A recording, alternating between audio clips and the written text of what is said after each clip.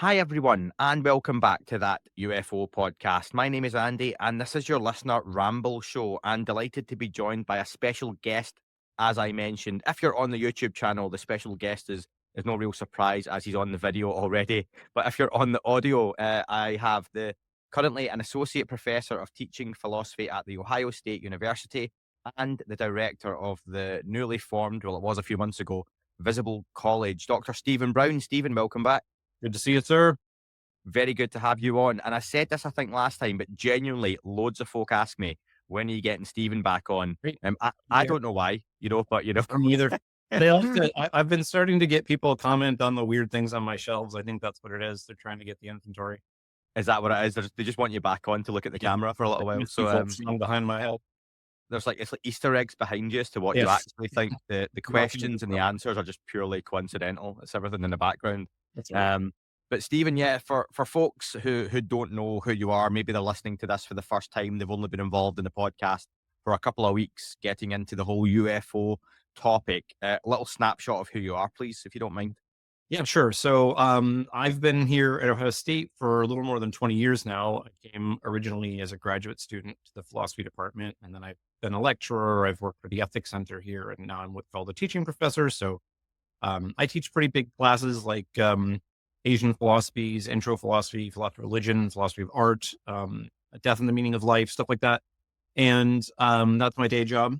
I wasn't paying any attention to UFO stuff until David Grush in the summer of 23. And I've been frantically trying to understand what's going on and talk to other people who are kind of in the scholarly sphere thinking about this stuff.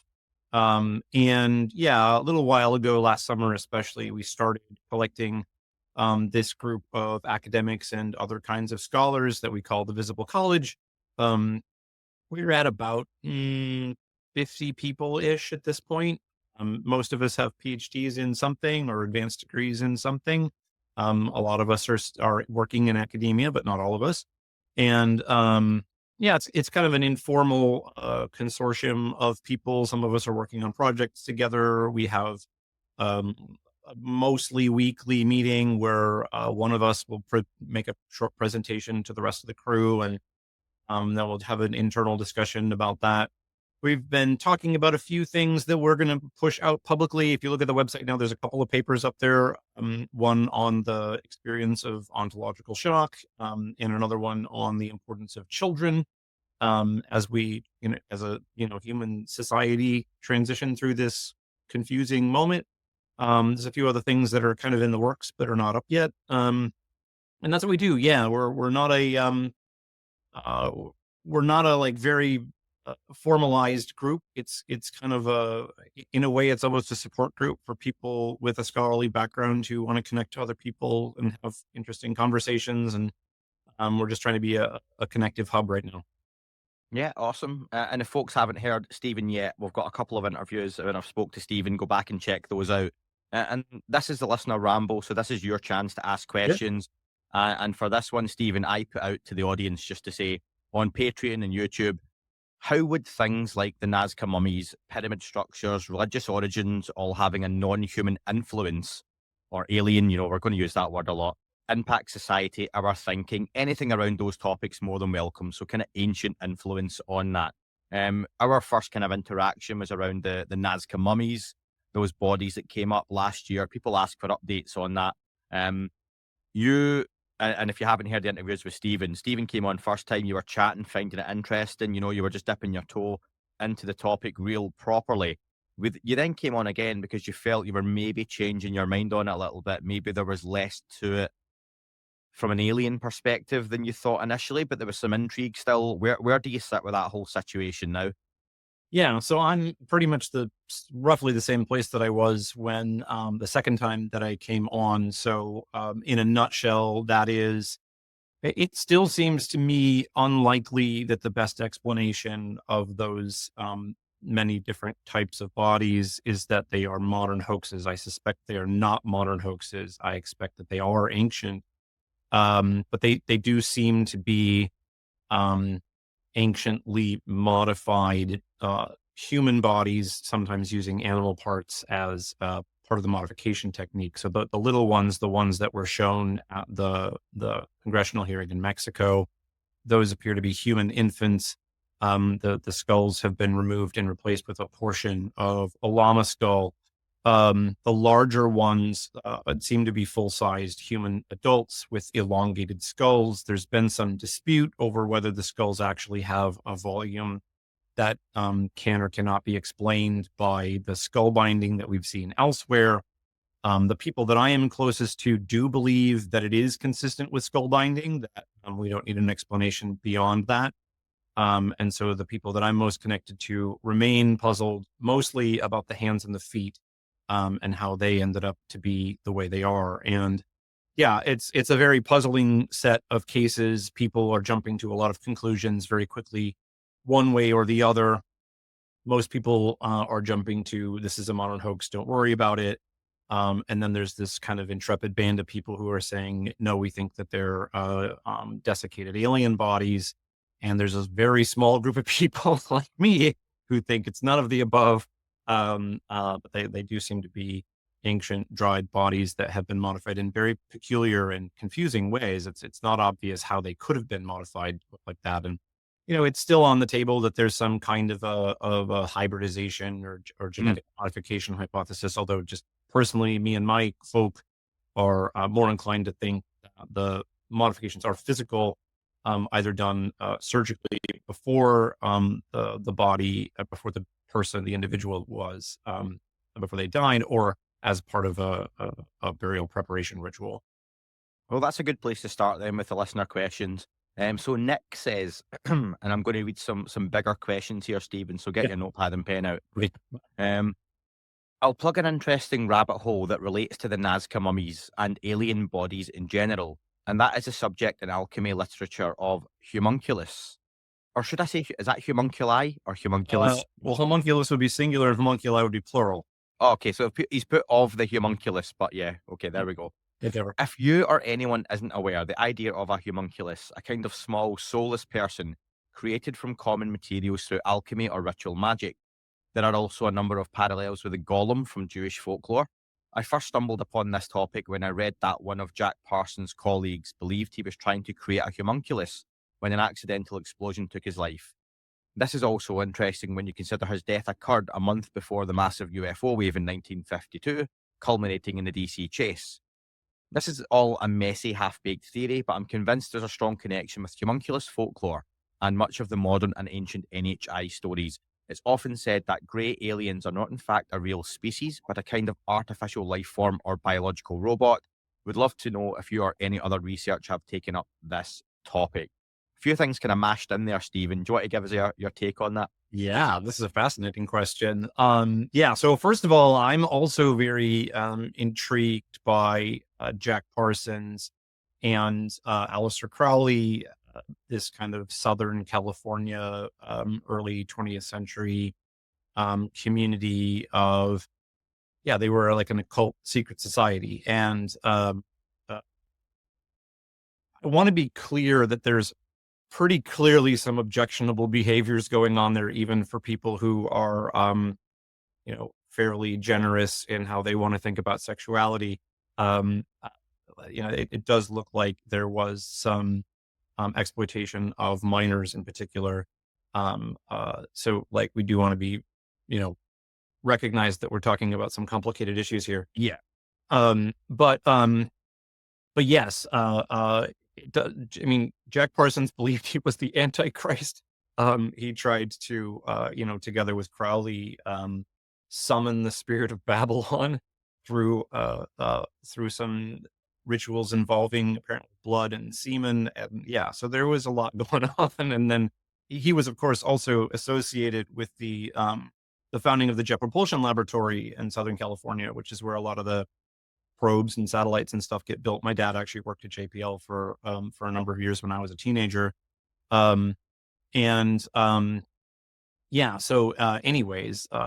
Parsons dies under strange circumstances, and it's unclear exactly what he was up to, but I've heard this theory before. It's also very clear that Parsons and Crowley and that whole community out of which, by the way, comes L. Ron Hubbard and kind of the beginnings of Scientology, also associated with that community. Um, they they definitely believed that they were having conversations with non-human beings of some kind, spiritual beings, and they were using this technique developed by John Dee, who was I forget how long ago this was, but many hundreds of years ago. I want to say 1600s, who developed a technique for trying to summon and communicate with angels. And they were apparently using this kind of technique to be in communication with whichever beings they were in communication with. Anyways, this is all very interesting for people like me who have a history of studying religion, and also, you know, people like me who are thinking about what non-human intelligence might look like. You know, of course, there might be beings who evolved on other planets and flew here in warp drive spaceships, right? There could be beings like that. I suspect there probably are beings like that, but there does seem to also be this other layer to what's going on, which is much more perplexing, which looks, you know, sometimes people use this term interdimensional or spiritual. And yeah, so these guys, Crowley and Parsons and friends, like they believed that they were talking to some beings, and that was part of what they were up to. So, with regard to the homunculus thing, Just before you go there, can I just ask then? So is that, because I wasn't sure on the connection here. So when he says accidental explosion takes his life, it's interesting this occurred 1 month before the UFO wave over DC in 1952. Are they suggesting here that the communication was going out to something, and that wave was because of that communication? Is that the suggestion there? I mean, I actually wasn't familiar with that correlation, but that doesn't surprise me. I'm just quickly looking at the at the Jack Parsons Wikipedia page just to confirm some of the dates here. But yeah, so he does pass away on June 17th, 52, which is right in the middle, or right at the beginning of that that massive wave that did result in the DC appearances that I find very compelling. So I don't know. I'll look into that myself too. Yeah, I hadn't seen that before, so sorry. I was just curious. Oh, But this is great. This is why informed listeners are such a good thing. I mean, you know, I'm a teacher and I'm always learning stuff from students. So, you know, good questions make for a good discussion. So, yeah, I don't know. That could be the suggestion. There certainly is a correlation there. Correlation is not causation, right? You know, murder rates and ice cream sales go up at the same time, but it's because it's summer and people are hot. It's not because it's because ice cream causes murder. But yeah, so it could just be a correlation, but it's an intriguing correlation that's worth pondering. Did you want to talk about the homunculus thing? Yeah, because I'm not too familiar with this. Outside of a podcast I listen to, there's a bunch of New Zealand-based Australian/New Zealand-based guys who do a Plumbing the Death Star, really funny series. If you're a geek and into comic booky movie stuff, check out their stuff. But they done one, Jackson Bailey Spooks America, and they done a whole episode on Humunculus. So that's the only time I'd really heard of it much. So if you could just go into whatever you can, that'd be great. So I'm not hugely aware of this, but I mean, of course, there are many mythological tales of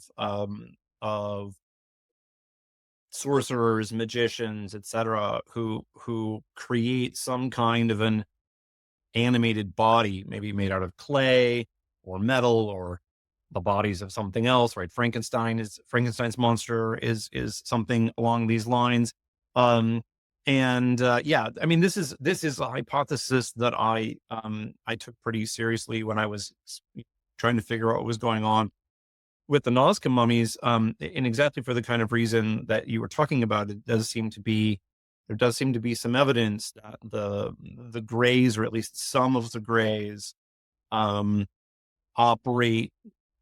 don't look like fully evolved biological beings, but might be kind of purpose-built biological robots. If you look at the science fiction of Blade Runner, right? Like the replicants are like this. So they're made biologically, but they're constructed beings with specific purposes, sort of like we would build a robot, but you'd build it Mm. out of biological stuff. Yeah, I mean, who knows? Like, could you take the body of an infant and stitch it together with some of these other things, like the back part of a llama skull, and then do something to it? And then, it could be an operative being of some kind. I mean, in principle, yes.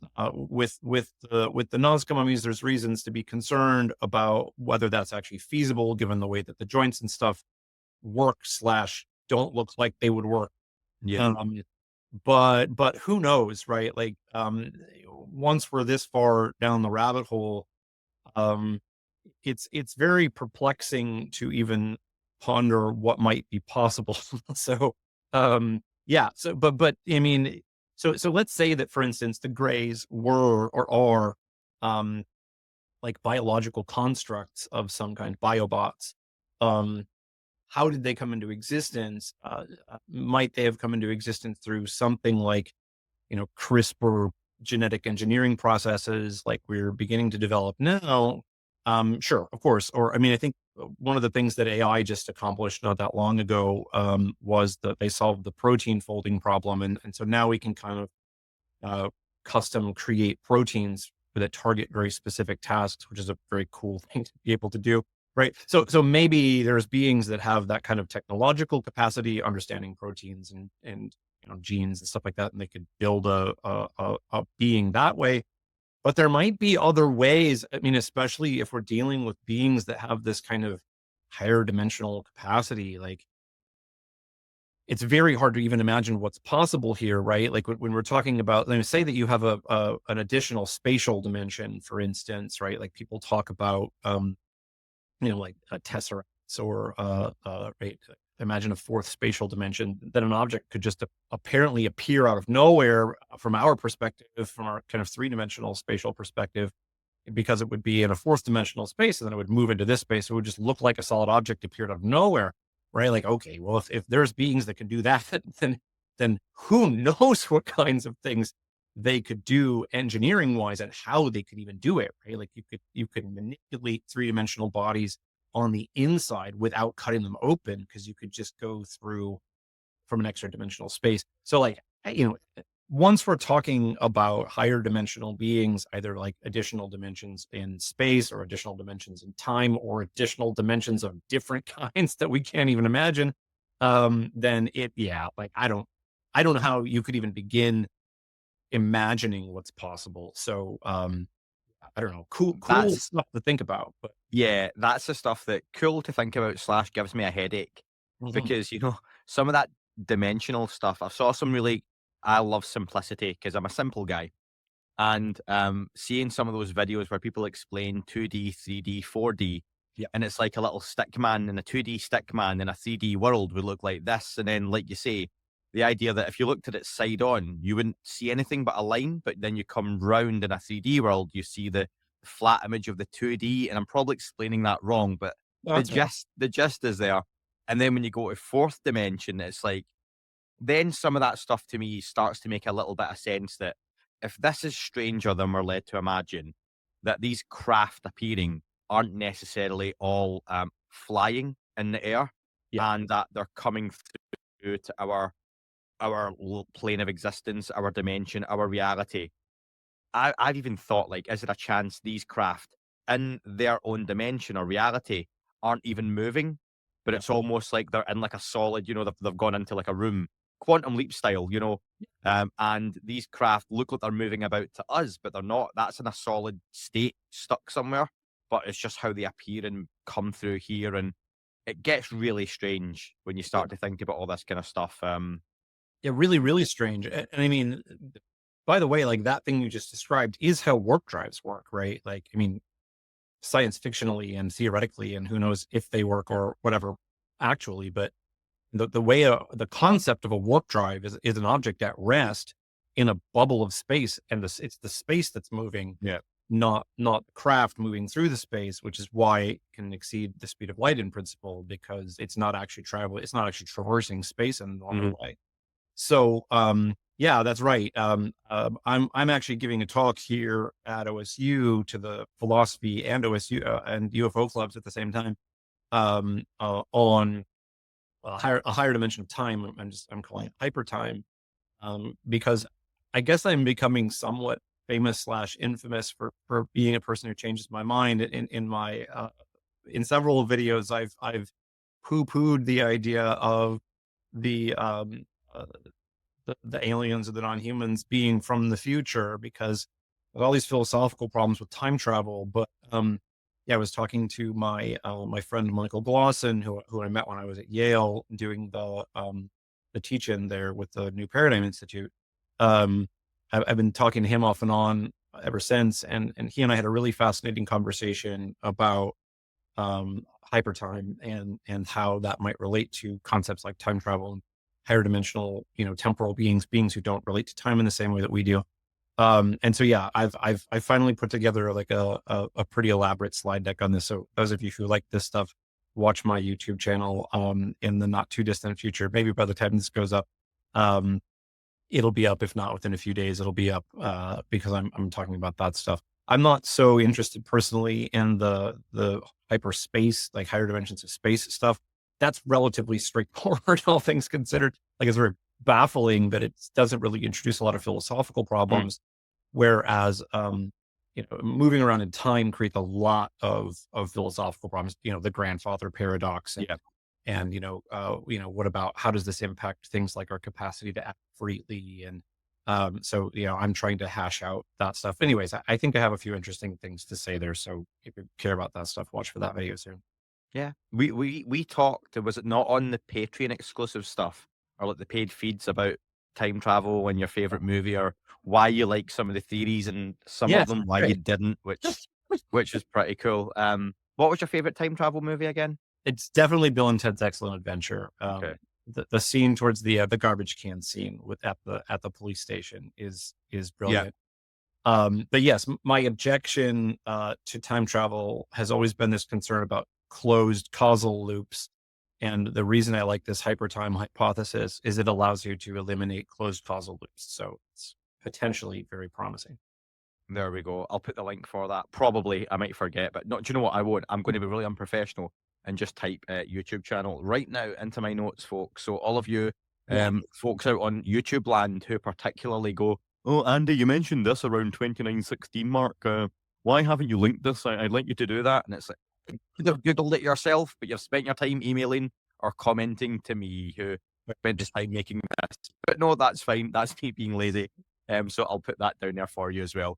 Love, Um, let's crack on, Stephen. So yeah, purple burglar, my favorite of all the names, but the hardest to say. I love it. Says, "Hello, Andy. I'd like to know your thoughts on the new revelations about the massive cylindrical pillars being found under the Egyptian pyramids. They say they are over 600 meters deep, and I can't think of any past civilization that could do anything of that magnitude. What purpose do you think they serve, and will the Egyptian government ever let anyone excavate under the pyramids to find out?"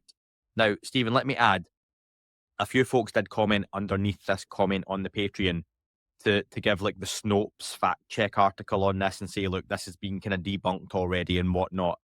Um, am I right in saying it has not been completely debunked, but there is a lot of myth going around this and a lot of misinformation as to what's actually going on? Yeah.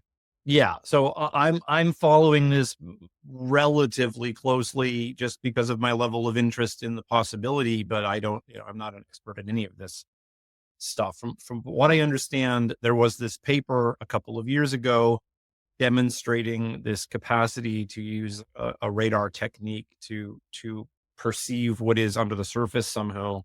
That paper is itself controversial. Quite a few people have raised concerns about the ways in which they're extrapolating from the data that they get from this. But that's not actually the thing that has been in the news lately. There was like a conference, I think it was like a 4-hour presentation that happened, whatever, a week or two ago, where there's been elaboration using this technique that allegedly they've been able to perceive quite far below the pyramids, the Giza pyramids and the Giza plateau in general, and that they've located a whole lot of structures of some kind that, yeah, appear to be pillars and maybe large boxes that are connected somehow. So, yes, from what I understand, there's not an academic paper yet. There's apparently one in the works. That's kind of the product associated with that presentation. Um, and we don't have it yet.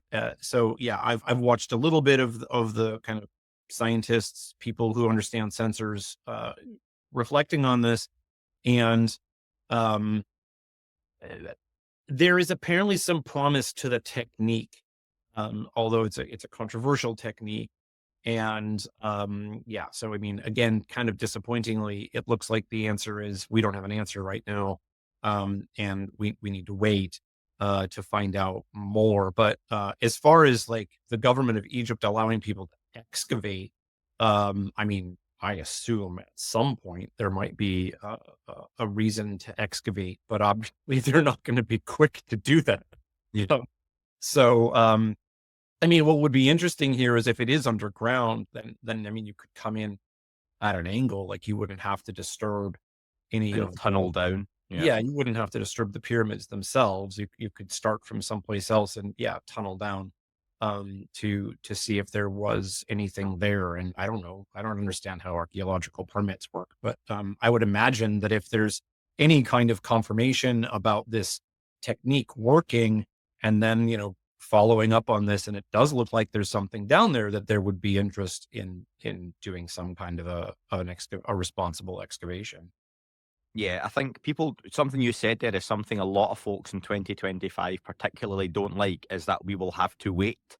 And that is not something Yeah. I'm not particularly good with waiting, but I think when it comes to this kind of archaeology, when it comes to any kind of science, you know, we talk about the Nazca Mummy stuff or study of metamaterials, people don't like the idea that folks like yourself, Stephen, can't take a sample of sample A in my hand here. Stephen, I'm handing it over to you right now.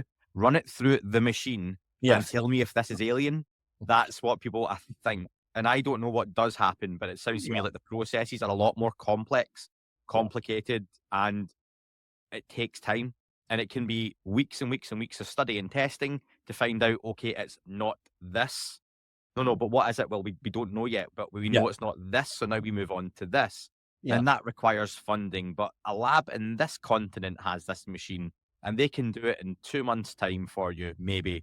And that's what happens with this kind of stuff. But to speculate on the pyramids, what's your take on this idea? And I think it's a standard interest for anyone who comes into anything, either ufology, paranormal, whatever it may be, ancient wonders.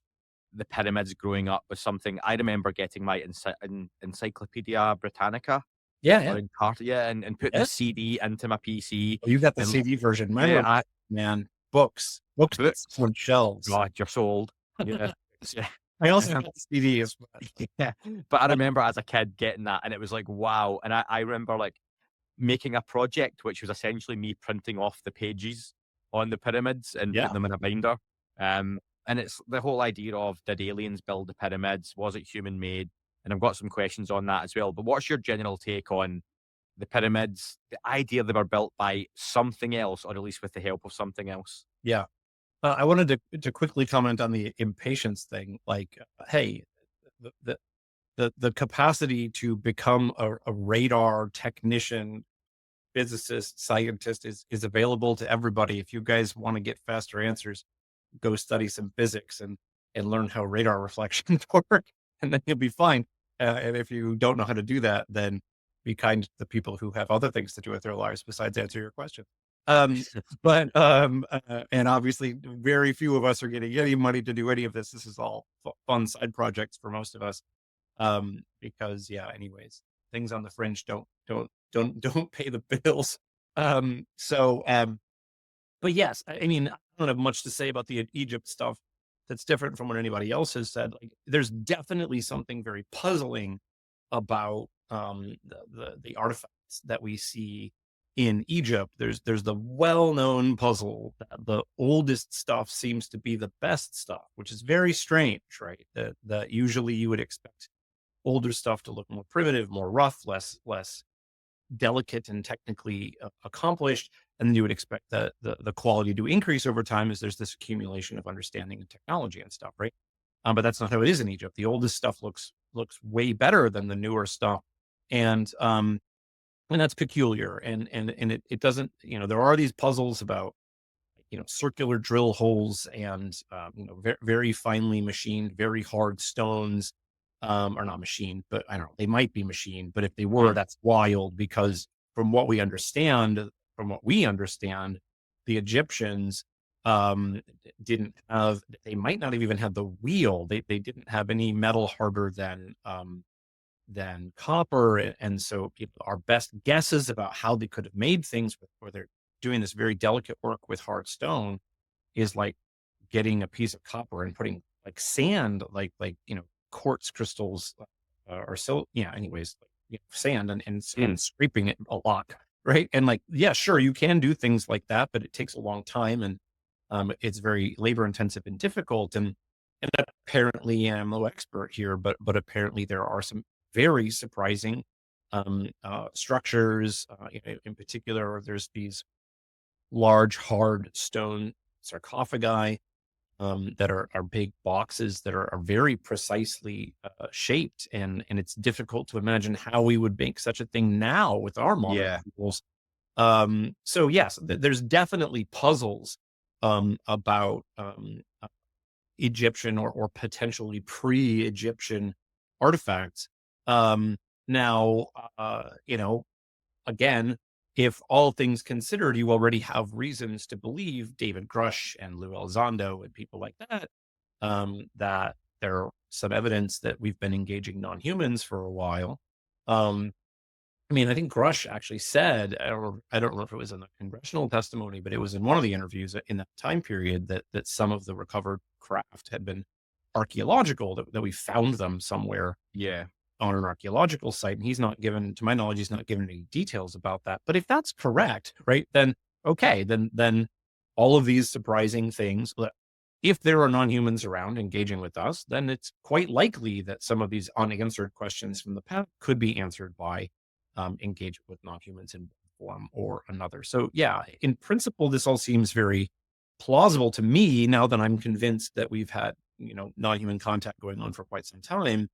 But the devil's in the details, and which things are alien in some sense, which things are higher dimensional in some sense, which things are human civilizations that we lost somehow, or non-human civilizations that are from this planet. Right? Like, there's so many options on the table that, I mean, this is the fun / frustrating thing about being where we are right now is, given how little we understand, the only thing we can do is keep a very open mind and try not to jump to conclusions, right? Like we do need the data to give us the actual answers. If we do find out in the coming months or years that there are 600-meter pillars under the pyramids, and then God knows what's underneath those potentially, um, how does that change the conversation around how these were built? And do you think that does then seep into the public consciousness that these weren't humans? We didn't put 600-meter pillars underneath these pyramids. Do you think that would change things substantially? I mean, whether we would move to aliens or some kind of very advanced human or pre-human civilization, I don't know how you would distinguish easily between those two. But yeah, like it would certainly further challenge, put a lot of pressure on this idea that it was just, the Egyptians that we know about using copper and sand and a Yeah. lot of determination, right? Like that seems, the more complex the structures are, the deeper below the ground, etc. The less likely it is that explanation is going to be the best explanation, all things considered. So yeah, it could really be, could be a big breakthrough. So, and for that reason, people are going to be very skeptical about it, and Yep. yeah, and rightly so, right? Like we don't want to jump to these conclusions prematurely. So, yes, stay tuned. I mean, there have been some very striking underground city discoveries, right? There's this place, Derinkuyu in Turkey, that some guy who was in the 60s was like working in his basement and he found this room behind the wall, and it turned out to be this massive underground city that looks like it could occupy or could be occupied by like 20,000 people. But the depth of that is like 85 meters. And so yeah, what's the claim on the pyramid? 600? 600. That's wild. That's substantial, yeah. Yeah. And yeah, I remember at least seeing one person who was skeptical about this claim. Like, if you have that pyramid is very, very heavy. And if you dug 8 holes underneath it, I don't know, like structurally how that all works out. Yeah. Depending on what those holes are made of and whether they're reinforced, and like I don't there's lots of fascinating questions here. But right, if it turns out that there are these that there's this claim made by the presenters, that there's like evidence of some kind of spiral staircase structure going down there. And yeah, wow, if there's like a 600-meter deep spiral staircase and then a huge underground, okay, like that's weird. Yeah. And It yeah, could just be that hollow earth theory is correct, and this yeah, is just the air conditioning system for it. It's just sucking the air down, and it's like, you guys just could be keeping up there. It's a bit dusty in those pyramids. yeah. Um, everything's on the table with it, but I I mean, think I'm with you. We have to wait. Like, you have to wait and see. we do. I mean, the hollow earth stuff, like, not hollow, but is the kind of stone structure of the earth stable and cool enough and warm enough quite a ways down to be able for there to be a lot of space? Yeah, there really is. And whether that would need to be excavated or and again, like if we're imagining whatever these beings are that we seem to have reasons to believe in, that can do these very peculiar maneuvers. I don't know where people are with Jake Barber, but Jake Barber was saying that the kind of transmedium from the air through the earth, right? And other people have made this claim too, that the UFOs, they don't just travel from space and through air and Yeah. through water. They seem to travel through solid objects. Yep. If that's true, then of course you're going to build something under the ground, right? Like you just go down there, however you're doing this, and clear out some space, and like you could make a lot of space underground. Like if you just like imagine the biggest city you want, like Beijing, um, or New York City, and then like how many of those could you put down a few layers? A lot of them. So yeah, there's just huge amounts of space underground, and the stone is relatively stable. So if you could somehow excavate that, which if you're talking about something that can work through a fifth dimension, like no problem. Just like I was saying earlier, you could surgically alter someone without cutting open their body. You could excavate holes without digging, right? Like you could just go in from another dimension and empty that out and then go hang out in that hole. So like, yeah, if there's things that can do that, then kind of all bets are off as far as what's under the earth. And for that matter, what's under any solid body in the universe, right? Like well, then you could go inside of Mercury because the surface is super hot. You could go inside of Venus. And right, like because below the surface, I don't know much about the geology of Venus, right? But like as long as it's not molten, then you should be able to occupy it, if you have these capacities to traverse through solid objects. So yeah, this is the problem with having this kind of very broad scope, like wide aperture way of thinking about what might be possible, which is where we seem to be. But like once that many things is possible, anything's possible. Not anything, but like a lot is possible. Well, since you brought it up, you mentioned Jake Barber. What's your take on this whole Skywatcher situation? Do you know, it's really, in a way, surprised me, but in a way hasn't. The reaction has been really divisive to Skywatcher and Jake Barber. I think initially it seemed people were like, "Oh wow, here's a proper, genuine whistleblower who's worked on the crash retrieval programs. This is what we've all been waiting for." And very quickly, I think it seems, just my opinion, that Skywatcher as an entity being announced caused a lot of concern and wariness around Jake Barber's story Mm. and their involvement in this whole topic. What's your take been on that? So I've not spoken to Jake. So I want to just say that from the beginning. I have spoken to some people who have spoken to Jake.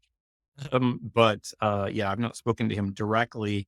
There's a lot to say here. So as someone who believes David Grush, believes Lou Elizondo, um, the idea that he was involved in recovery of these 8 guns, which I guess are like flying saucers with 8 sections on them or something, or Yeah. these large egg-shaped objects that, like, I mean, I believe him, right? Like, it's hard to say.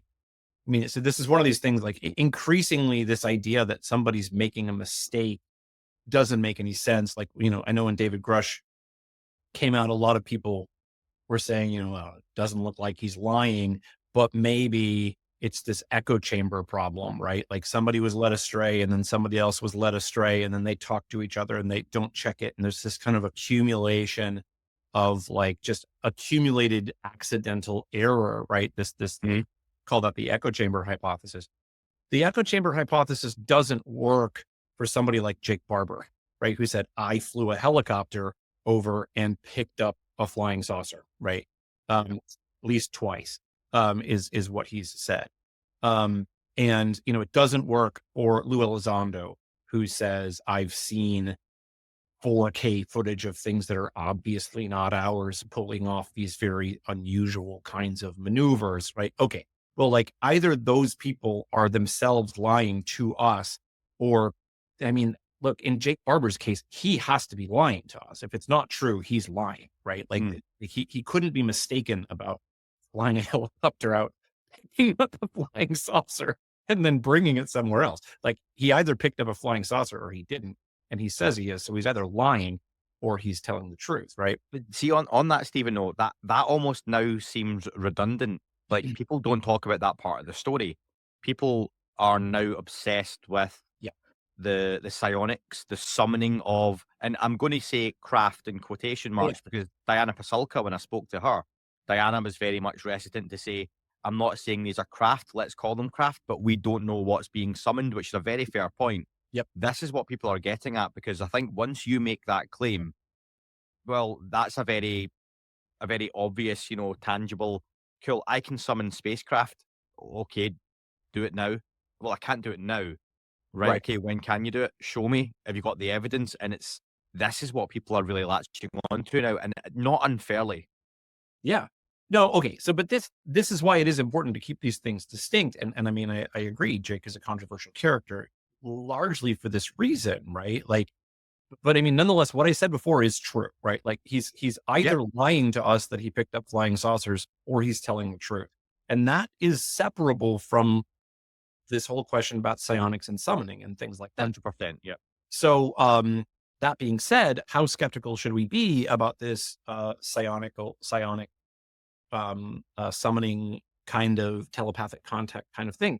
In my view, at this point, not hugely skeptical, right? Like if again, like once you've gone through the basics of the paradigm shift, right? Like once you believe that UFOs are real and that they are somehow related to non-human intelligent beings, then very quickly, like basically immediately, you need to start taking all of these encounters that people have had seriously, right? Like the Ariel School case in Africa, right? All these kids who see this flying saucer, these grays come out, and they talk to them telepathically about the dangers of the environmental degradation and becoming, too connected up with our technology, right? Like, okay, like lots of people who say that they see these beings say they look similar, and the people who say that they see them say they communicate telepathically. So, like, if there's anything to any of this, then you can't really draw a line between, okay, I believe in flying saucers, but I don't believe in telepathy, right?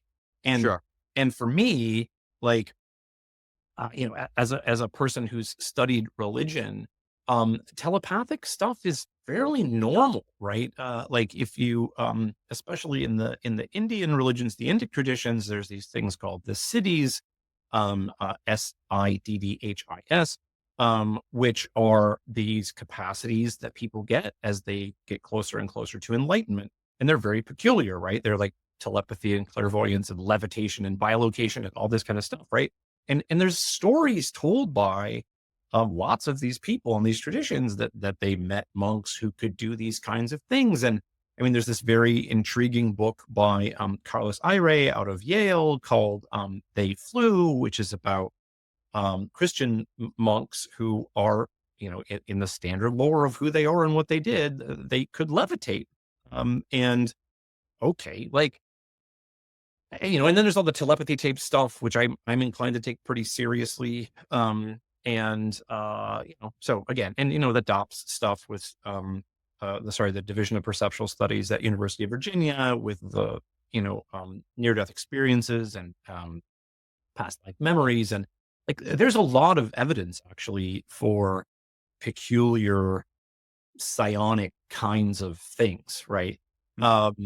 It's just that we don't tend to pay much attention to it, which is actually quite surprising because, if you get into the modern physics stuff, quantum mechanics in particular, there does seem to be this impact that the mind has on the world. And, there's even evidence that if you direct your mind at a random number generator, you can make modest changes in the numbers that get randomly generated, that within some amount of statistical significance.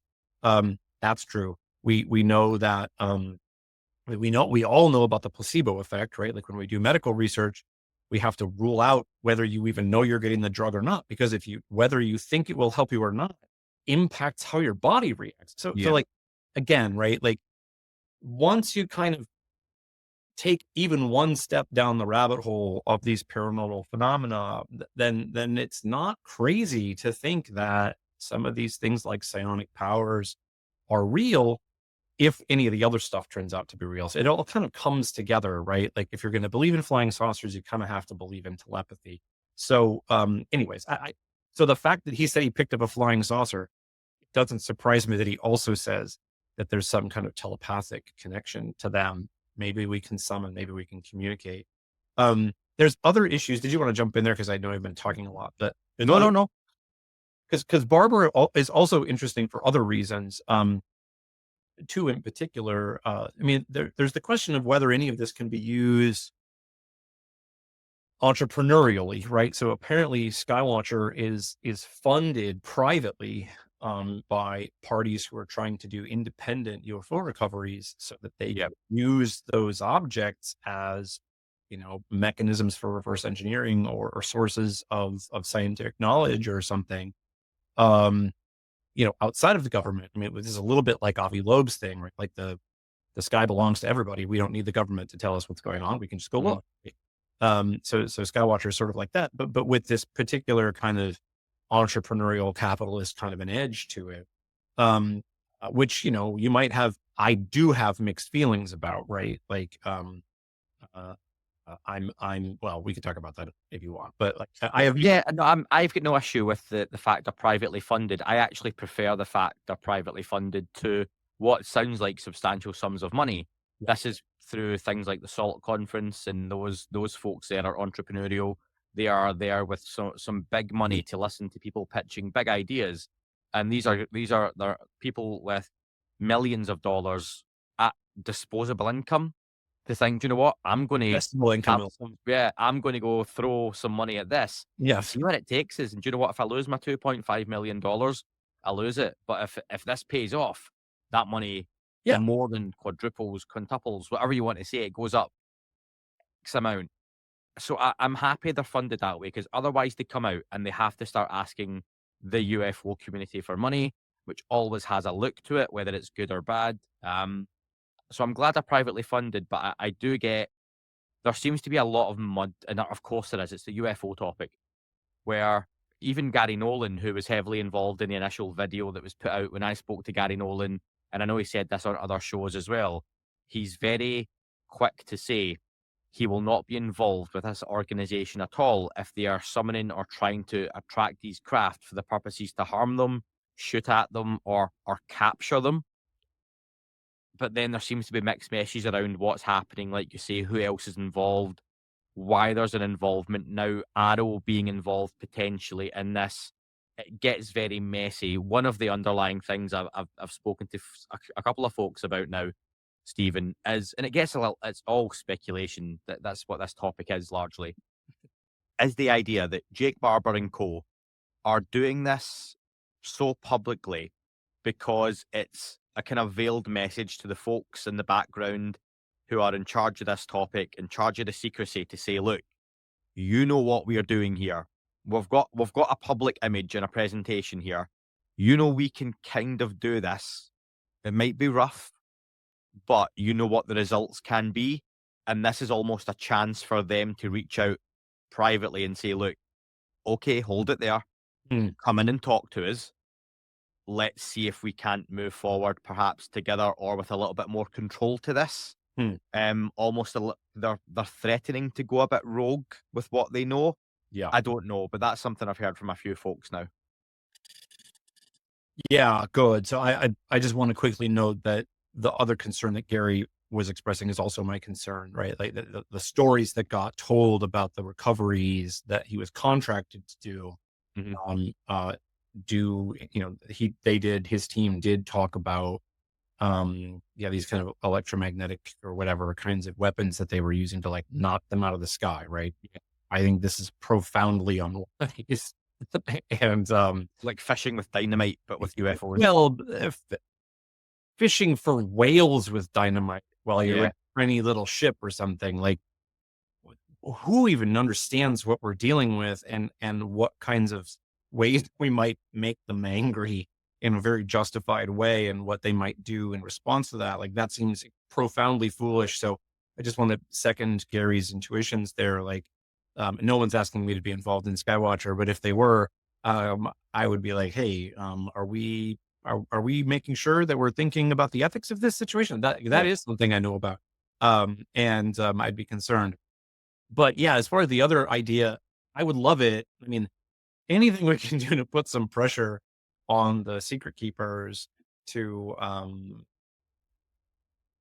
be a little more proactive in figuring out what to do with these secrets is a good idea. So if kind of going rogue or going independent and trying to do privately owned recoveries puts more pressure on the secret keepers to get their act together and talk to the Visible College and get a bunch of people thinking about how to do this, then that's a good idea, right? I mean, there's increasing, there's been a lot of these rumors around that. I think it was Hal Puthoff was saying that there was this like gathering of people who kind of gamed out if these things were true, whether they should be released to the public, and apparently the consensus was no.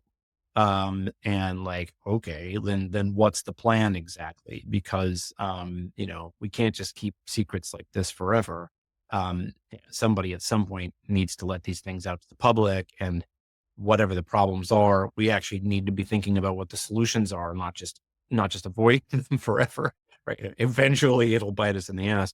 So, again, like anything anybody can do to get the secret keepers to actually be in conversation with the relevant people to think about how we overcome the problems of disclosure rather than just perpetually postponing it.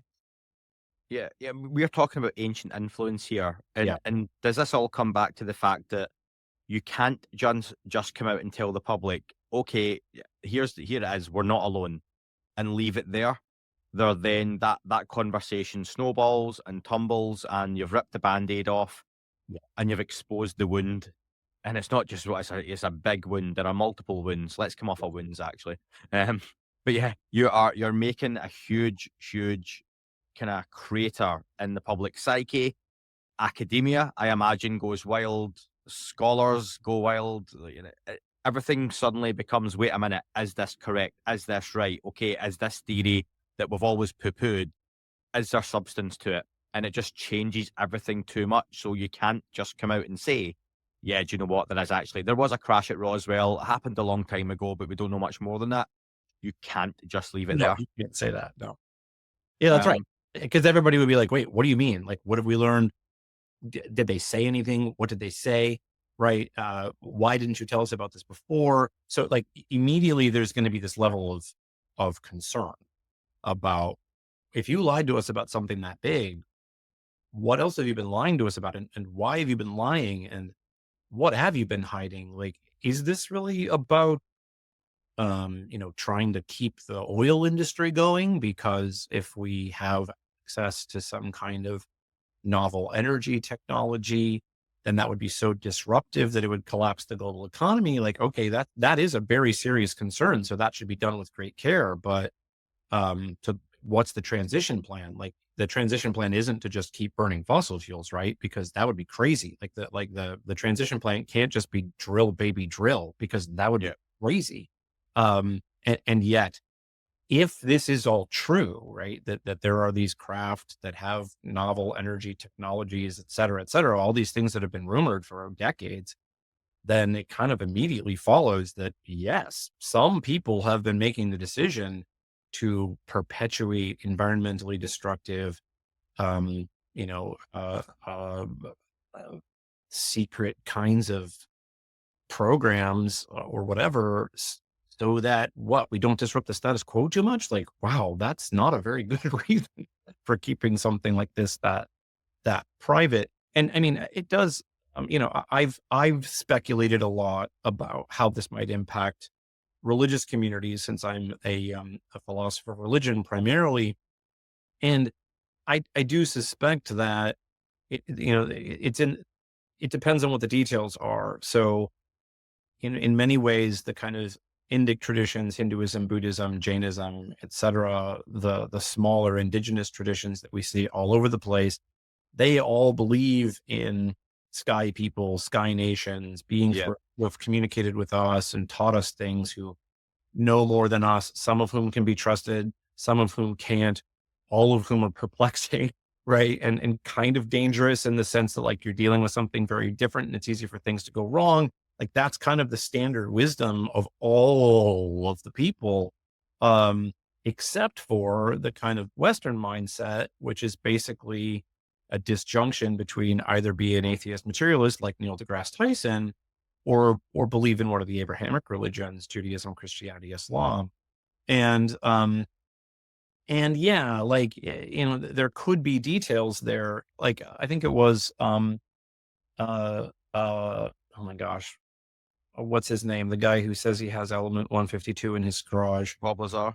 Yes, thank you. Bob Lazar, has said on interviews that he saw a document, which was some kind of an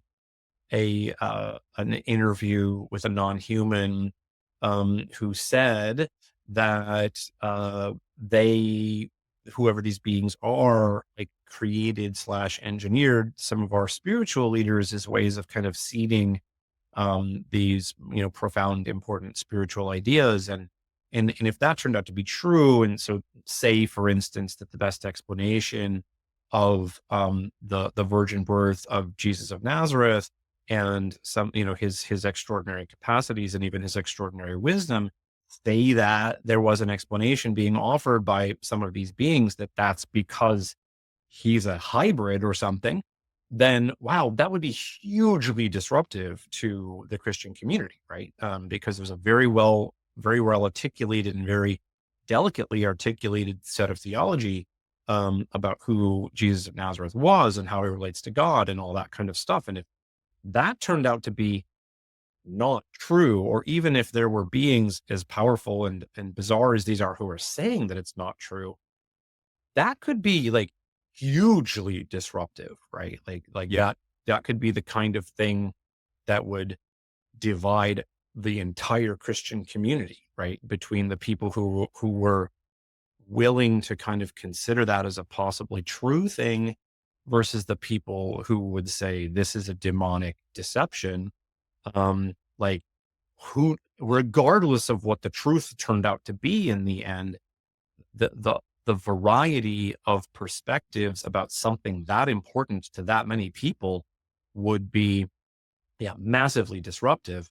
And again, like we live in a very unstable world right now, right? Like you and I were talking before we started recording about, the political instability, or the political divisiveness, at least, that we see in the world. And we weren't talking much about the potential for war, but if you look at the large scale geopolitical situation, like it's dangerous. And so if you throw something that disruptive into the middle of this right now, yeah, imagine what some of our like big loudmouthed politicians would do with a claim that explosive. No matter what they do with it, it's going to, add to this divisiveness that we're already experiencing. And again, that's independent of whether it's even true. Right. So yeah, it's a mess. Stephen, we're hitting the hour mark. So what we'll do is I'm going to say this is the end of part 1.